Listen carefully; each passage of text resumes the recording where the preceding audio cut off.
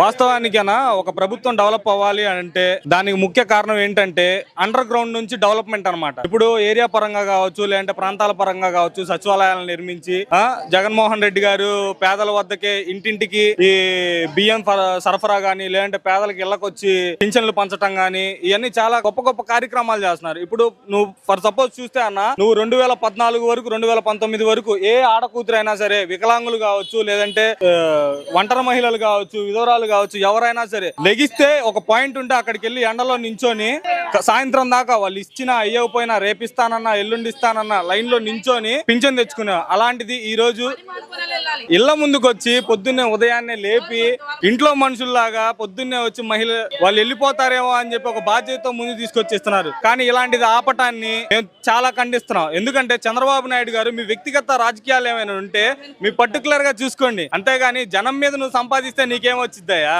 ఏం లేదన్నా. ఇప్పుడు ఏంటంటే ఇప్పుడు డబ్బులు మన జగనన్న డబ్బులు ఇస్తున్నాడు. ఏదైనా సరే ప్రతి దాన్ని రాకుండా జనం దగ్గర కాపడానికి మాత్రమే దానికి ముంచి పునాదులు తవ్వుతున్నారే తప్ప అంతకుమించి ఏమీ లేదు. చంద్రబాబు నాయుడు ఉన్నాడన్నా, ఇప్పుడు ఆయన పింఛన పంపికాలు ఏదైనా చేసుకోవచ్చు. ఇప్పుడు ఫర్ సగో జగన్మోహన్ రెడ్డి గారు ఇవి పంచుతాను అన్న స్కీములు పెట్టినప్పుడు హైకోర్టు ఇచ్చేసింది. ఎందుకు? ప్రజల గురించి ఆలోచించి ప్రజా చైతన్యం కోసం ఇచ్చేసింది. కానీ చంద్రబాబు నాయుడు అలా ఎందుకు ఆపుతున్నాడో మనకి తెలియట్లేదు. ఒక మాట చెప్పడానికి జనం మీద ఆపితే ఆయనకే ఎఫెక్ట్, ఎవరికి లేదు. ఆ మాట అబద్ధం. అలా అనుకుంటే కనుక ప్రతి 45 సంవత్సరాల నుంచి 60 సంవత్సరాల ఉన్న మహిళలందరికీ 18,000 ఊరకేయడు, అలాగే ఇంటింటికి అమ్మఒడి ఊరకేయడు. ప్రతి ఒక్కరికి ప్రతి ఇంటికి కావచ్చు, సరే ఎవరికైతే ఎంతెంత కేటాయించాడో ఆ నిధులన్నీ ప్రతి ఇంటికి ప్రతి కుటుంబానికి సరైన పద్ధతిలో అందించాడు, అందుబాటులోకి తెచ్చాడు.